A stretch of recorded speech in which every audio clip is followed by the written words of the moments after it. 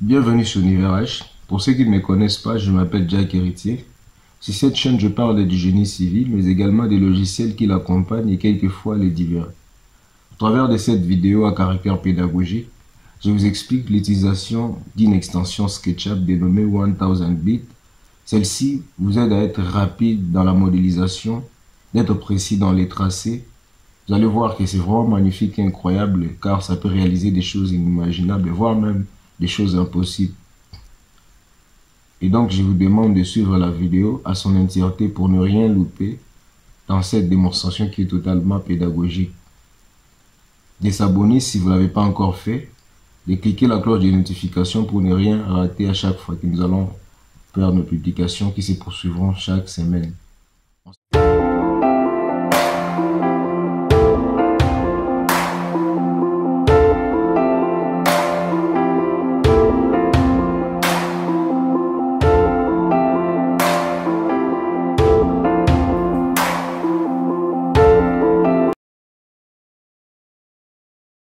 Voilà que nous nous retrouvons devant l'interface de travail. La première des choses à savoir ici, c'est de savoir comment s'y prendre lorsqu'il s'agit de la gestion de l'extension. C'est très important parce que cela peut arriver que pendant la réalisation, vous n'arrivez pas à vous situer ou vous avez un bug. Donc, c'est très important de savoir comment gérer ici. En ouvrant, tellement que je l'ai utilisé au cours de le précédent projet, nous voyons ici, nous avons directement, je vais essayer un peu de fermer cette extension, voici l'extension, je vais un peu de les glisser pour que vous puissiez le voir en chair et en os. Vous voyez là-bas, nous avons l'extension qui est là comme ça peut réaliser plein de trucs. Vous pouvez rapidement créer des murs, faire des percées d'ouverture, vous pouvez faire des louvres, donc il y a des matériaux que vous pouvez facilement réaliser simplement à travers ces extensions. Donc, parlons de la gestion. Donc, on va essayer de fermer et puis essayer un peu de vous apprendre comment gérer. Par exemple, ici, donc pour essayer de retrouver, c'est simple, comme d'habitude, pour ceux qui sont les utilisateurs de SketchUp, ils savent déjà si nous voulons retrouver une extension. On va au niveau des affichages et là-bas, nous avons ici barre. Vous voyez, la chose à faire, c'est de cliquer l'extension que nous voulons faire apparaître. Ici, si nous cliquons 1001 Bit Tools, donc ça nous affiche. Alors ici, pour essayer un peu d'aérer un peu l'espace de travail, moi je suggérais que l'on puisse supprimer certaines extensions, certains éléments qui composent l'extension que nous n'utilisons pas actuellement. Pourquoi je l'ai fait ainsi? Parce que l'encombrement, déjà nous avons plusieurs outils qui sont déjà disponibles et qui essaient de réduire un peu l'espace de travail. Donc si par exemple ici nous notre but c'est d'utiliser par exemple de créer des percées des murs, on n'aura pas besoin des outils qui nous aident justement par exemple à la création de la toiture. Donc voilà pourquoi nous devons être à mesure de pouvoir aérer. Donc pour ce faire, donc nous fermons et nous venons justement ici au niveau des extensions. On voit ici 1001 bits et nous allons juste voir l'onglet s'ouvrir et là-bas là où on écrit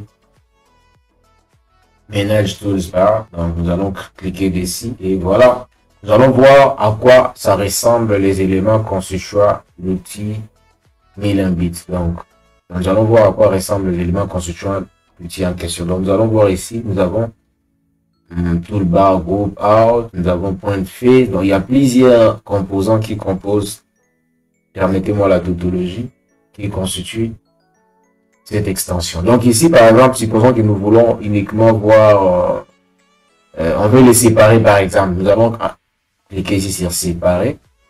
Et voilà, dès que nous allons afficher OK.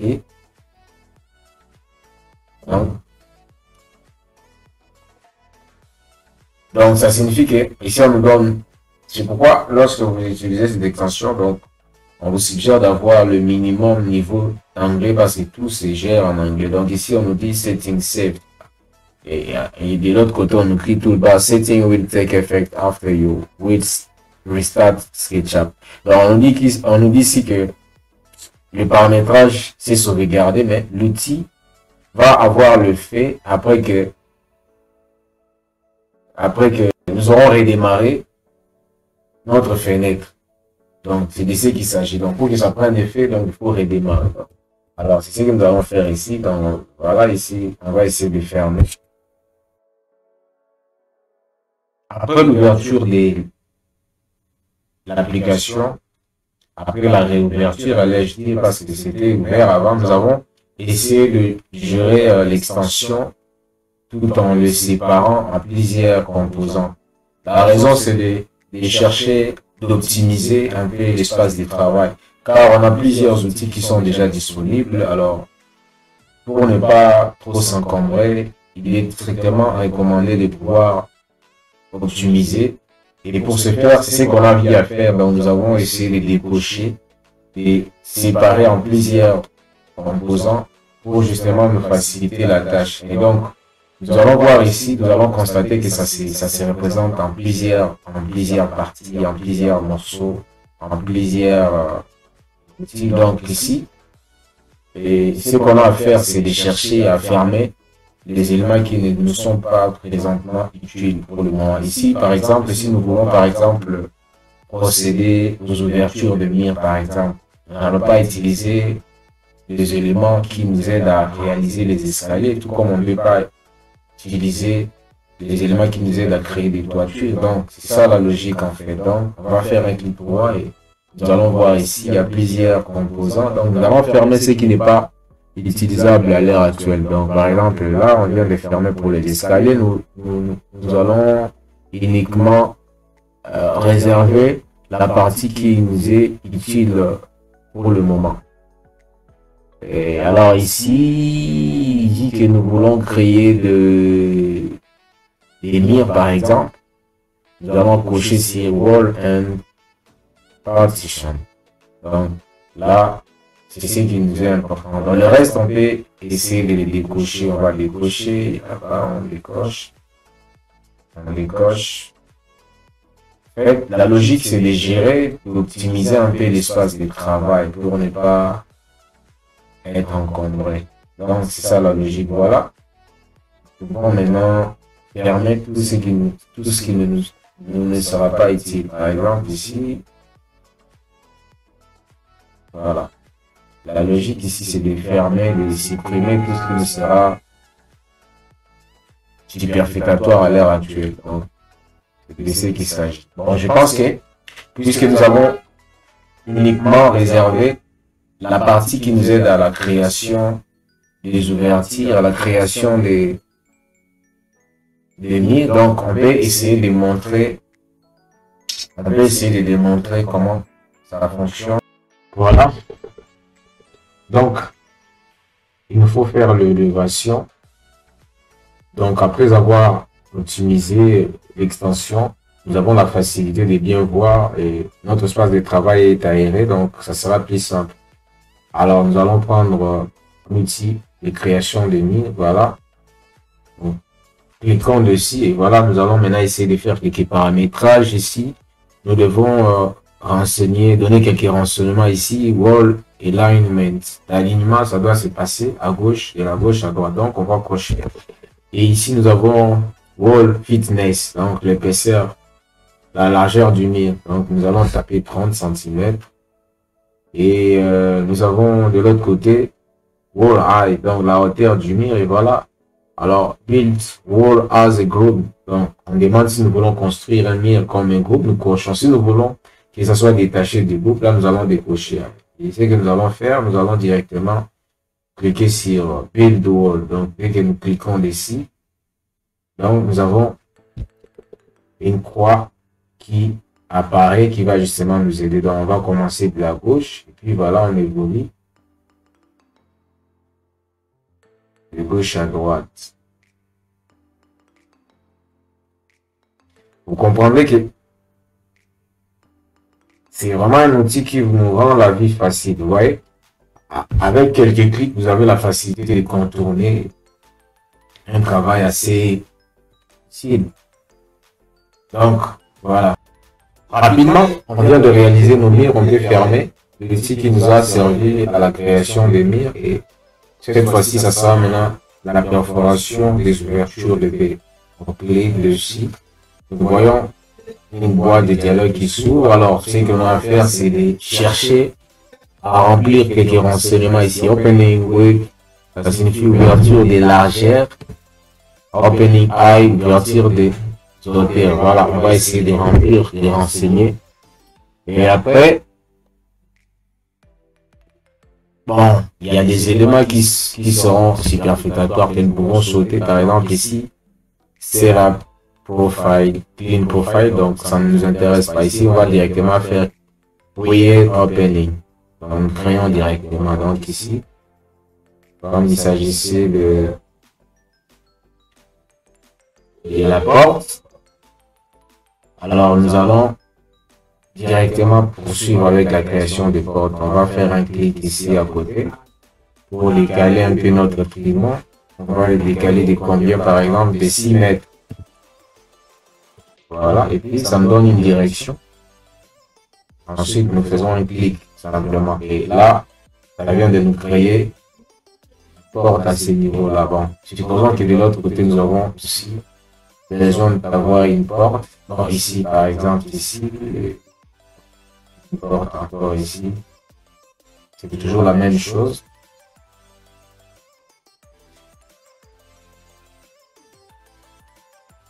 C'est toujours la même chose ici. On va décaler de combien? Ici, nous avons un trimo de 3 mètres. Et voilà, comme il s'agit d'une porte, on va faire un petit clic et ça nous donne l'ouverture. Alors, on passe maintenant à la création des fenêtres. Là, nous allons revenir encore à une nouvelle boîte de dialogue et nous allons maintenant chercher à créer, à réactualiser les renseignements parce qu'il s'agit de la fenêtre ici. On va essayer de renseigner. Nous avons la largeur et nous avons la hauteur et ensuite nous allons faire créer. Voilà. Voilà ici par exemple. Et nous renseignons d'abord les trimons, la lège plutôt, les trimons. Il y a une valeur par exemple de 2 mètres. Et puis nous avons encore la lège que nous devons renseigner qui a une valeur de 1 mètre. Et voilà, on clique, donc c'est clic par clic. Pareil aussi de l'autre côté. Bon, j'aimerais que nous puissions être un peu réalistes dans ce que nous faisons. La hauteur ici, c'était pas 1,80 m, c'est 1 mètre. 1 mètre, 1 mètre, 1. Même si ce sont des exemples que nous faisons, mais et du réalisme, c'est très important. Donc voilà ici. Nous allons d'abord renseigner, nous allons décaler notre trimon qui est de 2 mètres. On va cliquer pour décaler. Voilà, ça nous donne l'orientation et ensuite nous allons maintenant décaler, nous allons maintenant décaler notre allège qui est de 1 mètre. Et que nous cliquons directement, ça nous crée une ouverture. Donc vous allez voir que c'est vraiment simple comme vous pouvez l'imaginer. Donc c'est vraiment un outil qui est venu rendre la vie facile à l'architecture. Donc je vous conseille de l'utiliser. Vous ne serez pas déçus, donc vous aurez un travail rapide et un travail impeccable.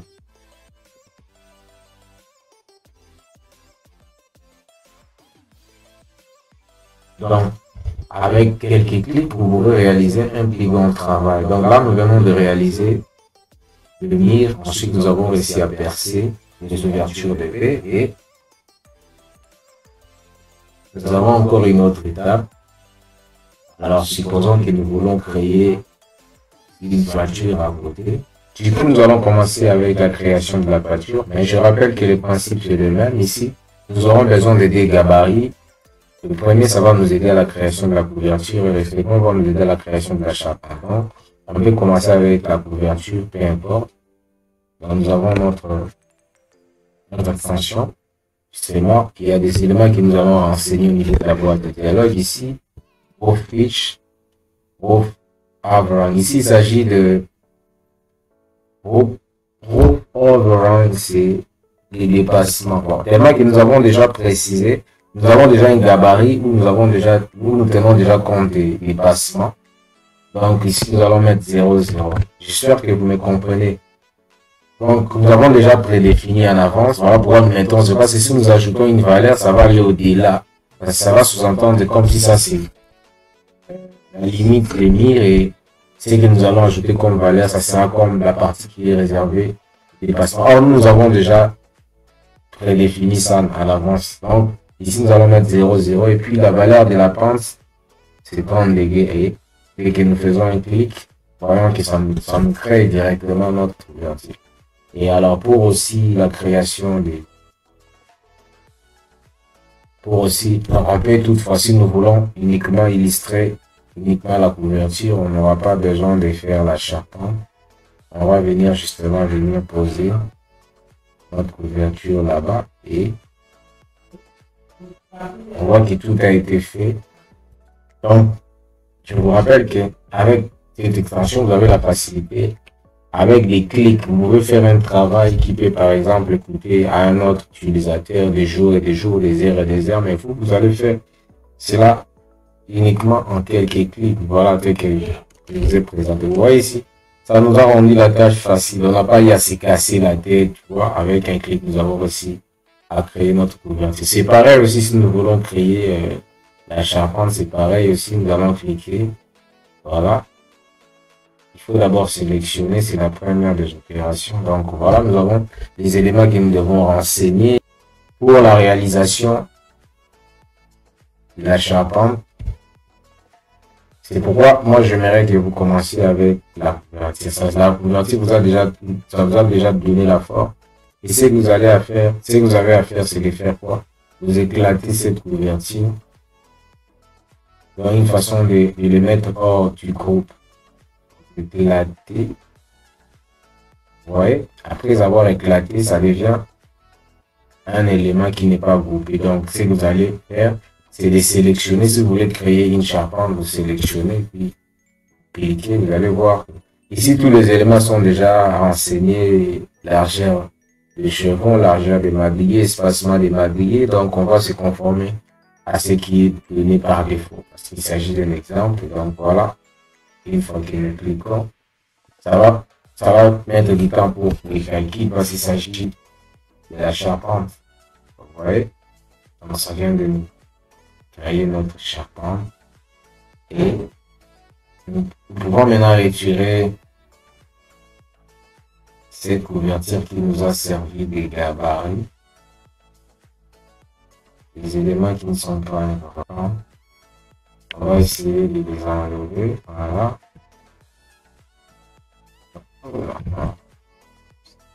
Ici, nous allons supprimer des choses qui ne sont pas classiques.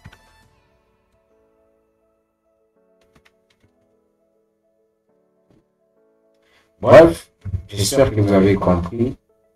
Avec cette extension, vous avez l'avantage d'être rapide et l'avantage de faire une modélisation avec des précisions, ce qui est favorable car ça vous donne un avantage de faire un travail impeccable. Donc, je vous remercie de votre attention et je vous donne rendez-vous pour un prochain tuto où nous aurons encore beaucoup d'exercices. Nous aurons une série d'exercices parce que l'extension est tellement vaste, il y a plusieurs sous-composants que nous allons exploiter, que nous n'avons pas encore exploité jusque-là. On va parler des éléments structuraux tels que les escaliers. Donc, on aura beaucoup de choses à faire avec ces extensions. Merci de votre attention. C'est tout pour un prochain rendez-vous. À bientôt.